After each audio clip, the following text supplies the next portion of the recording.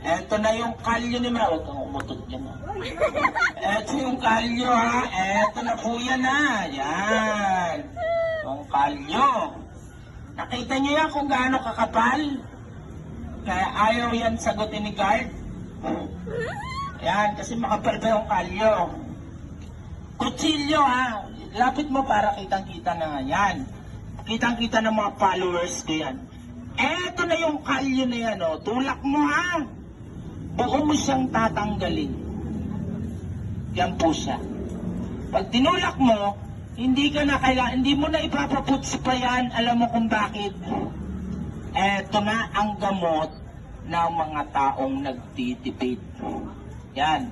Ha? Ma'am, huwag ka magalit. Yung mga nasa mukha mo, warts.